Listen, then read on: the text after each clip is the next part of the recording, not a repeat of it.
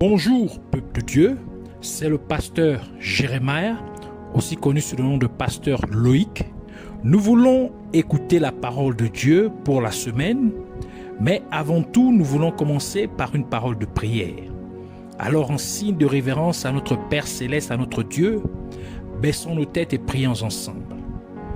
Dieu de gloire, Père éternel, Dieu tout-puissant, Roi des rois, Seigneur des seigneurs, merci pour ta bonté et ton amour. Merci pour cette énième opportunité que tu nous accordes de pouvoir nous recueillir dans ta présence. Venons encore recommander ces moments en tes mains afin que tu prennes le contrôle de toutes choses. L'air, l'atmosphère, autour de nous et en nous, que tu règnes en maître absolu. Et nous implorons ta compassion, ta miséricorde sur nous, que tu nous pardonnes pour tout ce que nous avons pu faire, dire et penser qui ne t'a point été agréable. Pardonne-nous, Seigneur, purifie-nous, sanctifie-nous par l'eau de purification et par ton sang. Ô Dieu de gloire, rends-nous agréables à tes yeux. Purge notre conscience de teuf morte, de teuf inutile, de teuf impure, afin que nous venons à te servir comme il se doit. Prends le contrôle de toutes choses. Que tout ce qui s'élève contre la révélation de ta parole soit neutralisé, renvoyé dans les gouffres de l'enfer au nom de Jésus-Christ.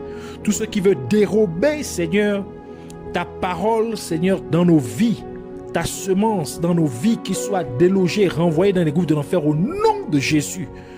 Nous les lions, nous les neutralisons, nous paralysons leurs œuvres au nom de Jésus et nous opposons contre toute principauté des ténèbres, tout esprit méchant dans les lieux célestes et tout maître de ce monde obscur, toute puissance maléfique, nous les neutralisons, nous les chassons dans les abîmes de l'enfer, car la parole de Dieu déclare qu'à la mention du nom de Jésus, tout genou dans les cieux et sur la terre fléchira et toute langue confessera que Jésus-Christ est Seigneur à la gloire de Dieu le Père.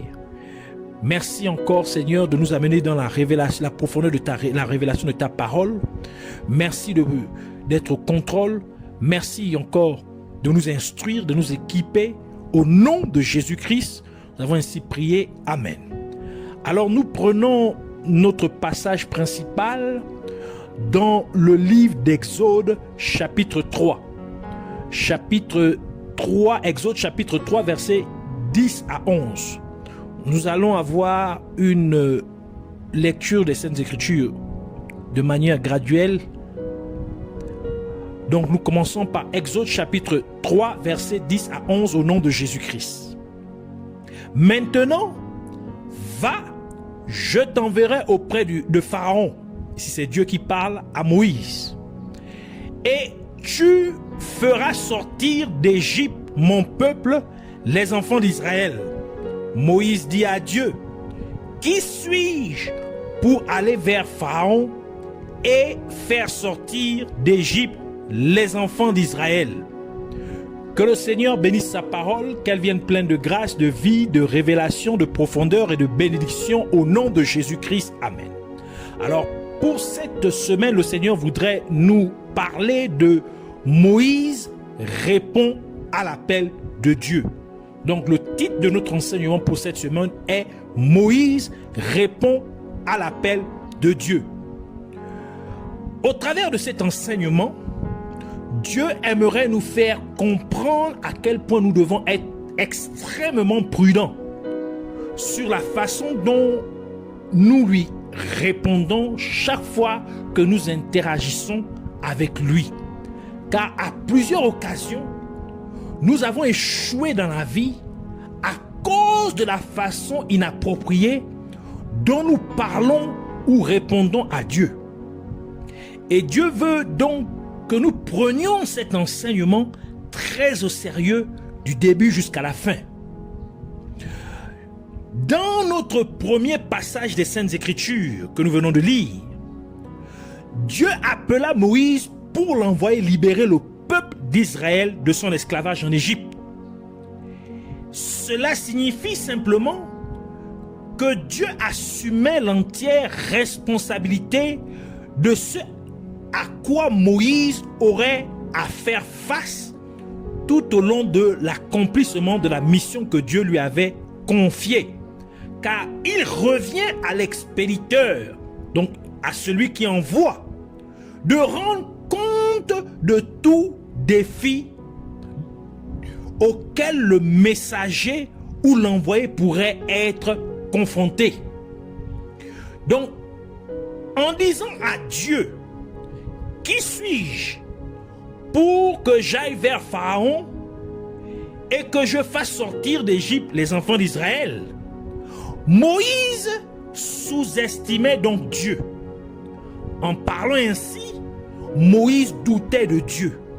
Moïse abaissait Dieu. En d'autres termes, Moïse sous-entendait que Pharaon et son armée étaient trop puissants pour que Dieu puisse libérer le peuple d'Israël. Et Moïse continua dans cette même ligne d'attitude en disant à Dieu ce qui suit dans le verset 13 d'Exode chapitre 3. Moïse dit à Dieu, j'irai donc vers les enfants d'Israël et je leur dirai, le Dieu de vos pères m'envoie vers vous. Mais s'il me demande, quel est son nom? Que leur répondrai-je? Dans cette réponse de Moïse, au lieu de simplement demander à Dieu de lui révéler son nom, Moïse essaye de se cacher derrière le peuple d'Israël en déclarant, s'il me demande quel est son nom, que leur répondrai-je? Nous pouvons à nouveau percevoir des éléments de doute chez Moïse à travers cette question. Et Moïse ne s'arrêta pas là, mais il persista plutôt dans son attitude douteuse en répondant à Dieu ce qui suit dans Exode chapitre 4 verset 1. Il dit, Moïse répondit et dit, voici, ils ne me croiront point et ils n'écouteront point ma voix, mais ils diront, l'Éternel ne t'est point apparu. Avez-vous déjà vu un baffle ou un haut-parleur audio ou électronique avant que la personne ne parle dans le micro, il dit à la personne, le haut-parleur dit à la personne, tu ne peux pas générer de voix audible à travers moi, que l'audience pourrait entendre. Un tel baffle ou haut-parleur audio électronique n'existe pas, car le haut-parleur audio ne fait que relayer ce que dit la personne. Et la même chose est vraie pour quiconque Dieu envoie. Il est uniquement destiné à relayer ce que Dieu lui dit. Ainsi, que les gens croient en vous ou non, lorsque Dieu vous envoie vers eux, cela n'est pas et ne devrait pas être votre préoccupation. Votre but est de relayer le message que Dieu vous a donné. Ainsi, en disant à Dieu, ils ne me croiront pas, ils n'écouteront pas ma voix, car ils diront, l'Éternel ne t'est point apparu. Moïse cachait de nouveau son doute derrière le peuple d'Israël. Moïse impliquait que Dieu n'était pas capable de convaincre le peuple d'Israël. Moïse disant en fait que Dieu n'était pas capable de produire de la foi dans le cœur du peuple d'Israël, car la foi vient en écoutant la parole de Dieu, comme nous le dit le livre de Romains chapitre 10 verset 17. Et Moïse insista encore dans cette attitude douteuse en s'adressant à Dieu en disant ce qui suit dans le verset 10 de Exode chapitre 4. Moïse dit à l'Éternel, ah Seigneur, je ne suis pas un homme qui ait la parole facile, et ce n'est ni d'hier ni d'avant-hier, ni même depuis que tu parles à ton serviteur, car j'ai la bouche et la langue embarrassées. Et par cette déclaration, Moïse impliquait en fait que Dieu n'était pas capable de l'utiliser avec efficacité et efficience. Lorsque vous voulez utiliser un verre pour boire de l'eau avec et que le verre soit sale, ce n'est pas le devoir du verre de vous dire que je suis sale, tu ne peux pas m'utiliser. Mais vous-même, en tant qu'utilisateur, vous sauriez que ce verre est sale. Je devrais d'abord le nettoyer avant de l'utiliser pour y boire de l'eau. Par conséquent, il n'était pas approprié que Moïse réponde à Dieu d'une telle manière, car Moïse doutait en fait de Dieu. Moïse sapait ou sous-estimait la sagesse infinie de Dieu. Et Moïse continue dans cette ligne d'attitude dans le verset 13 d'Exode chapitre 4 en disant, Moïse dit, « Ah Seigneur, envoie qui tu voudras envoyer. » Et ici, Moïse demanda à Dieu d'envoyer quelqu'un d'autre. En d'autres termes, tandis que Dieu voit Moïse comme un instrument, Moïse voit quelqu'un d'autre comme l'instrument de Dieu. Et c'est l'attitude que Samuel eut avec le grand prêtre, le souverain sacrificateur Élie. Dans 1 Samuel chapitre 3 verset 2 à 11 qui dit, « En ce temps-là, Élie qui commençait à avoir les yeux troubles et ne pouvait plus voir, était couché à sa place. La lampe de Dieu n'était pas encore éteinte et Samuel était couché dans le temple de l'Éternel où était l'arche de Dieu. Alors l'Éternel appela Samuel. Il répondit, « Me voici. » Et il courut vers Élie et dit, « Me voici, car tu m'as appelé. » Élie répondit, « Je n'ai point appelé. Retourne te coucher. » Et il alla se coucher.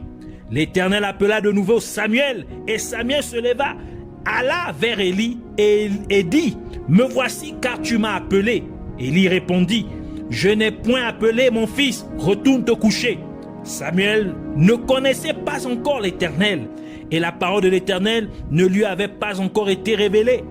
L'Éternel appela de nouveau Samuel pour la troisième fois, et Samuel se leva, alla vers Élie et dit, « Me voici, car tu m'as appelé. » Et il comprit que c'était l'Éternel qui appelait l'enfant. Et il dit à Samuel, « Va, couche-toi, et si l'on t'appelle, tu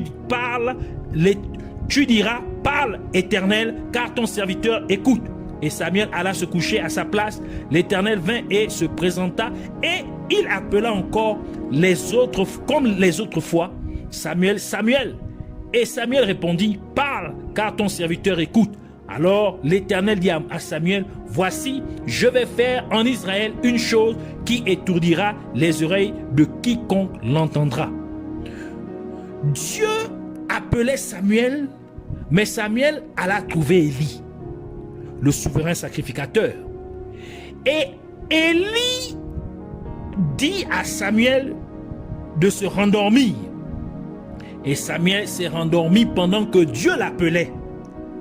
Et cela nous révèle que nous devons être très prudents avec qui nous nous associons. Car si nous associons à des personnes qui sont spirituellement endormies, elles nous feront aussi nous endormir spirituellement. Et encore, on peut remarquer qu'à chaque fois que Dieu appelait Samuel et que Samuel allait à Élie, Dieu s'arrêtait de parler. Et cela nous dit que chaque fois que vous irez vers les gens pour demander ce que Dieu a dit, Dieu s'arrêtera de parler. Dieu se taira. Ainsi, Dieu n'aime pas quand vous essayez de le faire parler, quand vous essayez de le faire, de l'amener à vous parler à travers d'autres personnes.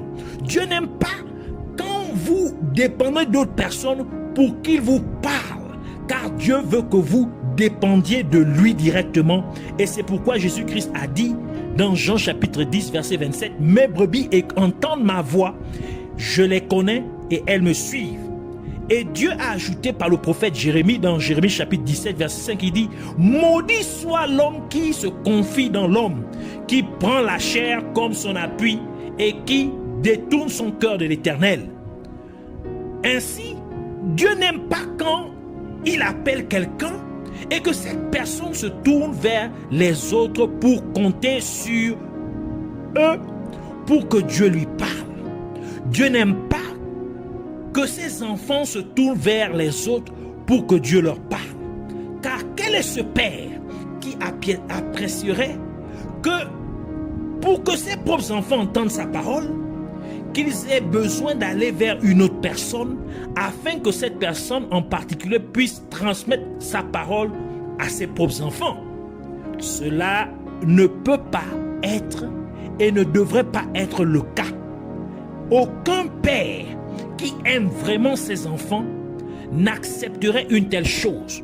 Combien Dieu, qui est notre Père céleste, dont l'amour pour nous est parfait, se sentirait ainsi offensé si nous nous comportions ainsi envers lui. Donc, à cause de toutes ces attitudes inappropriées de doute de Moïse, Dieu s'est donc mis en colère contre Moïse. Exode chapitre 4 verset 14. Alors la colère de l'Éternel s'enflamma contre Moïse et il dit: n'y a-t-il pas ton frère Aaron, le Lévite? Donc Aaron n'est qu'un Lévite. Il dit: je sais qu'il parlera facilement. Le voici lui-même qui vient au-devant de toi, et quand il te verra, il se réjouira dans son cœur. Ainsi, dès que Dieu appelle Moïse, aussitôt que Dieu appelle Moïse, aussitôt Moïse met Dieu en colère contre lui.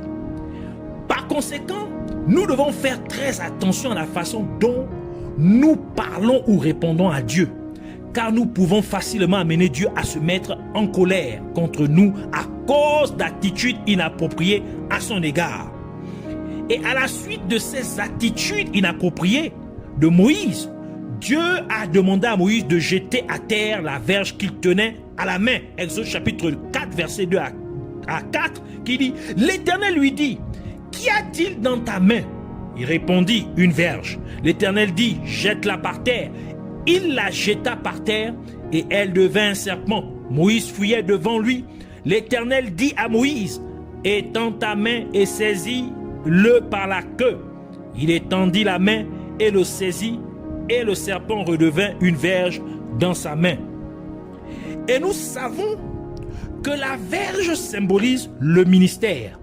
Ainsi, en jetant sa verge à terre, Moïse ne s'est pas rendu compte qu'il jetait en fait son ministère à terre. Moïse rejetait en fait son ministère. Moïse démissionnait implicitement de son ministère. Et parce que Moïse a jeté sa verge par terre, en d'autres termes, Moïse a rejeté son ministère. Ainsi, la verge de Moïse s'appelait maintenant la verge d'Aaron, même en présence de Moïse lui-même. Exode chapitre 7 verset 8 à 9 qui dit: l'Éternel dit à Moïse et à Aaron: si Pharaon vous parle et vous dit faites un miracle, tu diras à Aaron: prends ta verge et jette-la devant Pharaon et elle deviendra un serpent. Donc la verge de Moïse devient maintenant la verge d'Aaron. Quand Dieu rencontra Moïse au buisson ardent, Aaron n'était pas là. Quand Dieu envoya Moïse pour libérer le peuple d'Israël, Aaron n'était pas là. Mais maintenant, la verge de Moïse se trouve dans la main d'Aaron. La verge de Moïse s'appelle maintenant la verge d'Aaron. Cela signifie simplement que Dieu a donné le ministère à Moïse. Dieu a donné le ministère de Moïse à Aaron, alors qu'Aaron était simplement un lévite. Il n'était qu'un simple lévite. Et le rôle des lévites était d'assister le sacrificateur, le prêtre, en s'occupant de la mise en place du tabernacle, la tente d'assignation. Et maintenant, Aaron n'est plus un assistant, mais il est devenu le prophète et le souverain sacrificateur de Dieu, simplement parce que Moïse a jeté sa verge par terre. Et par cela, nous comprenons maintenant pourquoi les enfants d'Aaron et leurs lignées respectives ont toujours été mentionnés dans le sacerdoce. Mais quand Moïse fut mort, aucun de ses enfants ni leur lignée respective n'était impliqué dans le sacerdoce ou dans un ministère de Dieu. Moïse était donc censé être le porte-parole de Dieu. En d'autres termes, Moïse était censé être le prophète de Dieu pour le peuple d'Israël. Moïse était celui par qui les oracles de Dieu devaient être prononcés, mais parce que Moïse jeta sa verge à terre, Dieu dit ce qui suit à Moïse dans Exode chapitre 4, versets 15 à 16. Tu lui parleras et tu mettras les paroles dans sa bouche. Donc il fait allusion à Aaron. Et moi, je serai avec ta bouche et avec sa bouche. Et je vous enseignerai ce que vous aurez à faire. Il parlera pour toi au peuple et te servira de bouche. Et tu te tiendras pour lui à la place de Dieu. Par conséquent, Aaron était devenu le prophète au lieu de Moïse. Et nous savons qu'il y a 5 ministères officiels que Jésus-Christ a donnés à l'Église, tel que nous le dit Éphésiens chapitre 4, verset 11, qui dit « Et il a donné les uns comme apôtres, les autres comme prophètes, les autres comme évangélistes, les autres comme pasteurs et docteurs, donc enseignants de la parole de Dieu. » Moïse ne trouvait plus sa place parmi ces 5 ministères confiés à l'Église. Cela implique simplement qu'aux yeux de Dieu, Moïse n'avait aucun ministère, il n'avait plus de ministère. Par conséquent, Dieu utilisait simplement Moïse pour opérer des miracles. Dieu utilisait maintenant Moïse pour accomplir des actes remarquables. Et c'est pourquoi Dieu dit à Moïse, je t'ai fait comme Dieu au devant d'Aaron, aux yeux d'Aaron.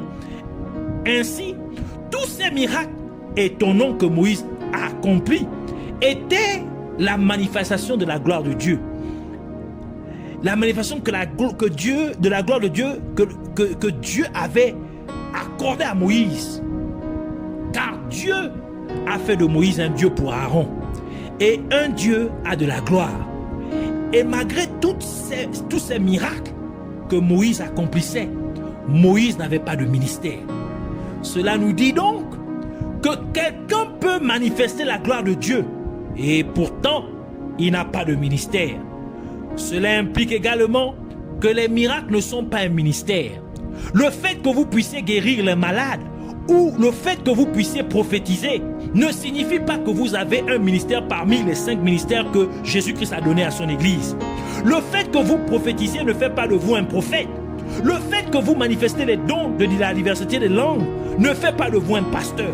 Le fait que vous puissiez interpréter les rêves ne fait pas de vous un prophète. La manifestation des dons dans votre vie ne signifie pas que Dieu vous a appelé à avoir l'un des 5 ministères, car un ministère a une vision alors que les dons n'ont pas de vision. Et le fait que Moïse a été retiré de son ministère est à nouveau confirmé lorsque Dieu a également demandé à Moïse de mettre sa main dans son sein. Exode chapitre 4 verset 6 à 7. L'Éternel lui dit encore, mets ta main dans ton sein. Il mit sa main dans son sein, puis il la retira, et voici, sa main était couverte de lèpre, blanche comme la neige. L'Éternel dit, remets ta main dans ton sein.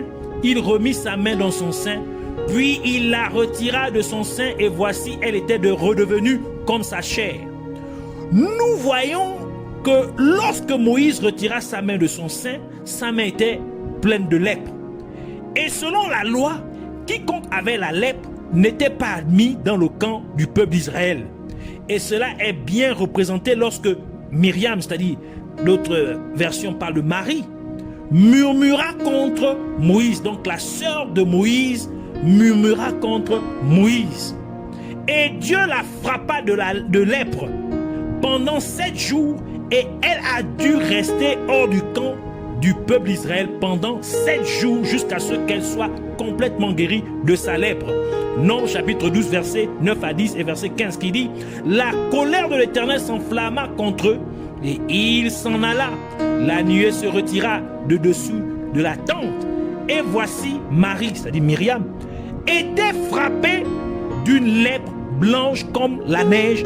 Aaron se tourna vers Marie et voici, elle avait la lèpre. Verset 15. Marie fut enfermée 7 jours en dehors du camp et le peuple ne partit point jusqu'à ce que Marie y fut rentrée. Par conséquent, en rendant la main de Moïse lépreuse, Dieu confirmait implicitement à Moïse qu'il avait été chassé du ministère, simplement parce que Moïse argumenta avec Dieu. En d'autres termes, en rendant la main de Moïse lépreuse et sachant que les lépreux étaient censés rester hors du camp, ainsi Dieu disait à Moïse que parce que tu as douté de moi par tes arguments, tu es donc placé hors du camp. Et c'est la raison pour laquelle Moïse n'est pas entré dans la terre promise, car il devait rester hors du camp. Il a été rejeté du camp. Par cela, nous devons comprendre que lorsque Dieu nous demande de faire quelque chose, nous ne devons pas argumenter avec Dieu.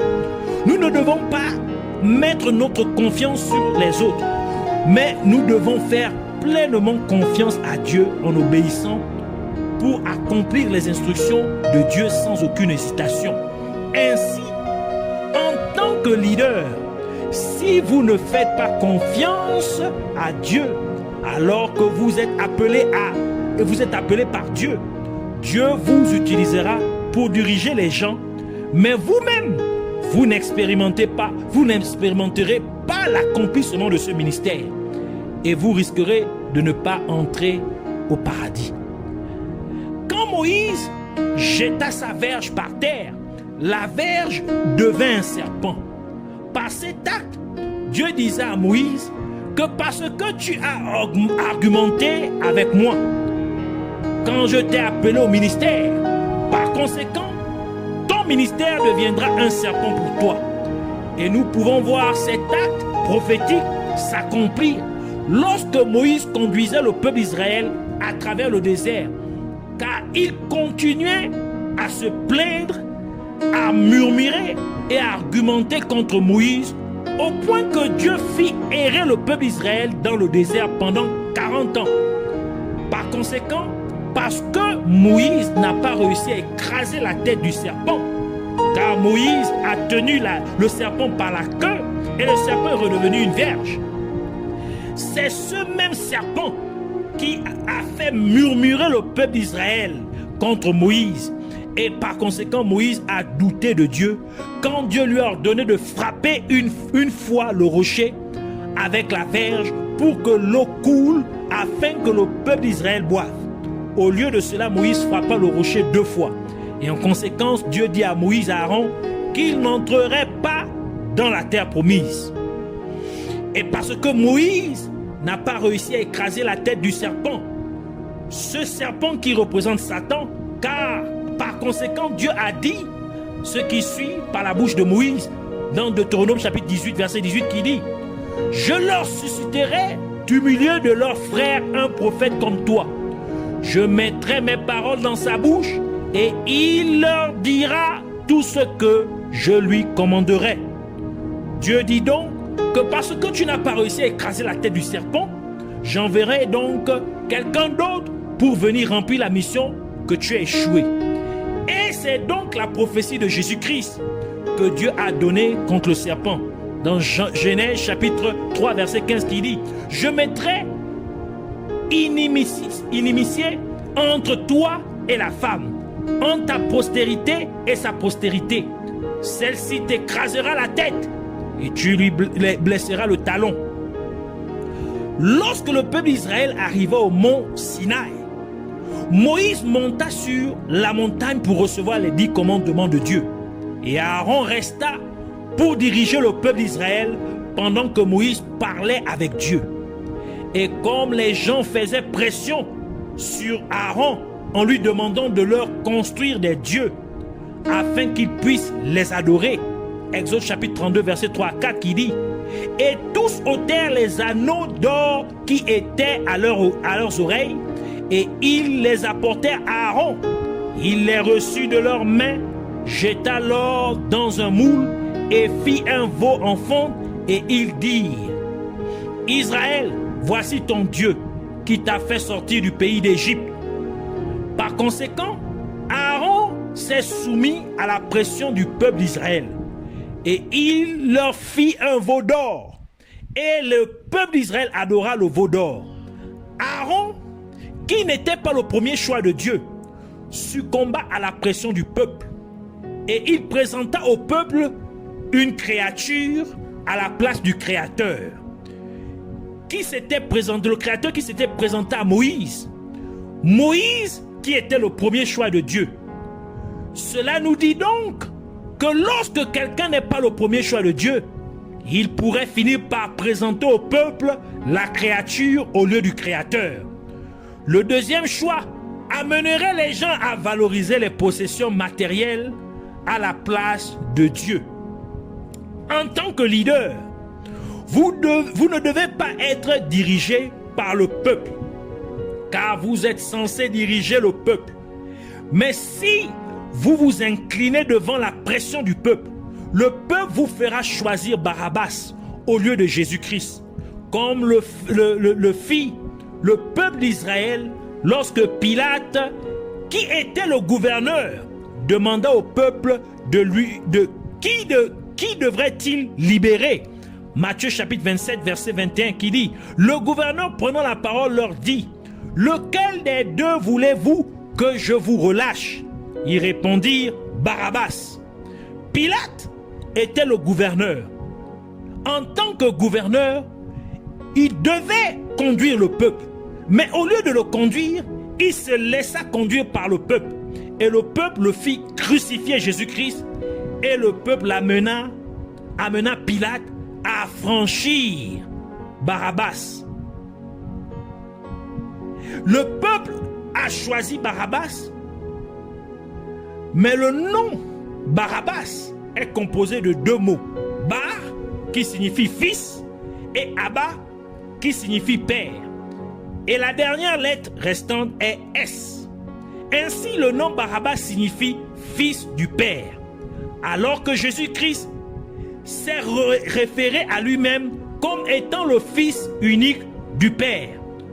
Comme indiqué dans le livre de Jean, Jean chapitre 3 verset 16 qui dit: car Dieu a tant aimé le monde qu'il a donné son fils unique, afin que quiconque croit en lui ne périsse point, mais ait la vie éternelle. Cela signifie que Jésus est le fils unique de Dieu. Mais le peuple choisit Barabbas au lieu de Jésus-Christ, alors que le nom Barabbas signifie fils du Père. Mais qui est son Père? Et la réponse se trouve dans la dernière lettre de son nom, qui est la lettre S, qui signifie Satan, ou encore le serpent. Car Barabbas était un vrai criminel, c'est-à-dire que Barabbas était un pécheur. Et la parole de Dieu nous dit dans 1 Jean chapitre 3 verset 8, celui qui pêche est du diable. Donc en d'autres termes, il est de Satan, il vient de Satan, son père c'est Satan. C'est pourquoi le peuple poussa Pilate à franchir le fils de Satan et à crucifier le fils de Dieu. Cela signifie qu'en tant que leader, si vous laissez le peuple vous conduire, ils vous feront faire la volonté de Satan au lieu de faire la volonté de Dieu. Ainsi, parce que Moïse argumenta avec Dieu quand Dieu l'a appelé dans le ministère, Moïse n'a donc pas réussi à écraser la tête du serpent. Ce serpent qui est Satan, tel que la parole de Dieu nous le dit dans Apocalypse chapitre 12 verset 9 qui dit: et il fut précipité, le grand dragon, le serpent ancien, appelé le diable et Satan, celui qui séduit toute la terre. Il fut précipité sur la terre et ses anges furent précipités avec lui.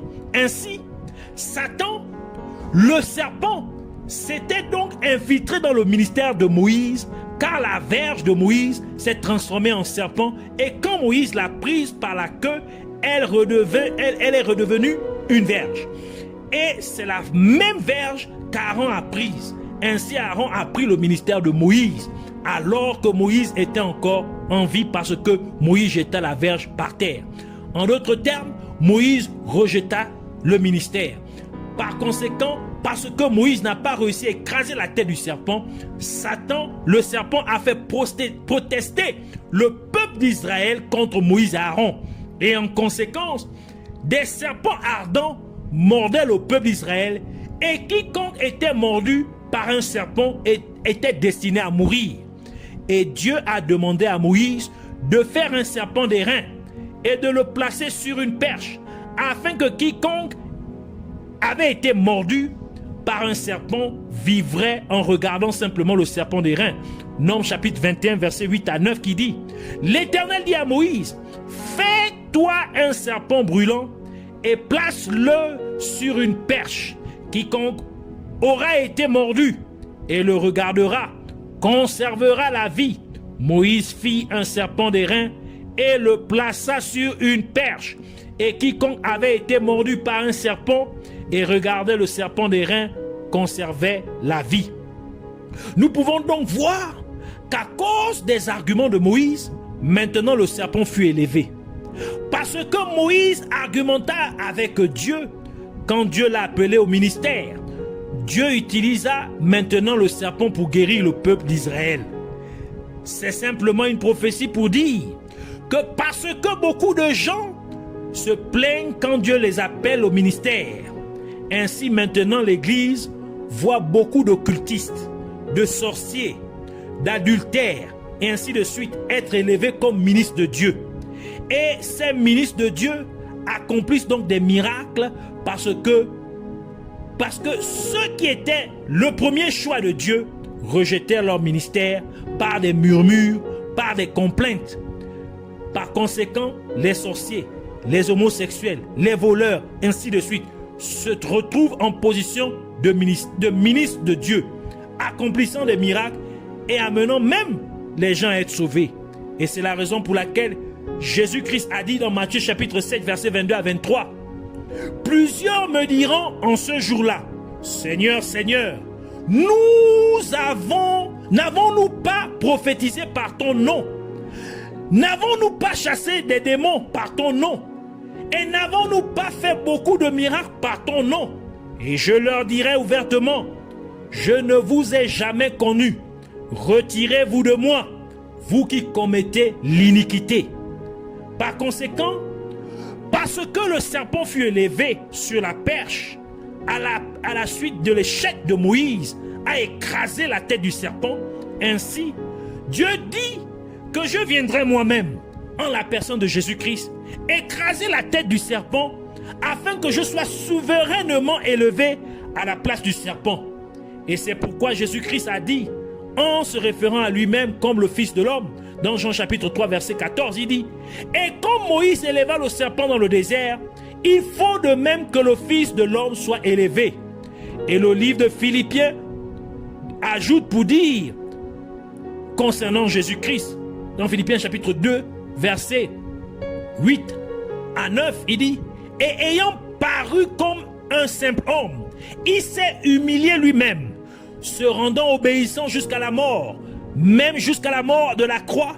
C'est pourquoi aussi Dieu l'a souverainement élevé et lui a donné le nom qui est au-dessus de tout nom. » Et par tout cela, nous en venons à comprendre que lorsque Dieu vous appelle au ministère, ou lorsque Dieu vous demande de faire quelque chose, vous devez vous abstenir d'interroger la volonté de Dieu ou d'argumenter avec Dieu. Vous ne devez pas douter de Dieu. Vous ne devez pas manquer d'obéir fidèlement à Dieu. Et vous ne devez pas choisir quelqu'un d'autre à votre place. Ainsi, nous voulons prier pour dire, merci Seigneur, Père Tout-Puissant, le seul et véritable Dieu Jéhovah, le puissant Sauveur, merci de corriger mes voies à travers cet enseignement. Et je te prie, Père Céleste, pour que tu me pardonnes, car bien des fois, je me suis plaint de cette vie qui est la mienne, dont tu m'as confiée. Pardonne-moi, car bien des fois, j'ai argumenté avec toi au sujet de l'instruction que tu m'as donnée. Pardonne-moi, Père Céleste, car à maintes reprises, j'ai argumenté avec toi et j'ai même protesté contre toi à propos de situations de ma vie. Même si beaucoup de ces circonstances désagréables ont pu être le résultat de mes propres erreurs. Et pourtant, je me suis fâché et j'ai protesté contre toi. Oh, pardonne-moi, Abba Père. Ne m'enlève pas ta miséricorde. Toi qui renouvelles chaque matin ta miséricorde et ta compassion.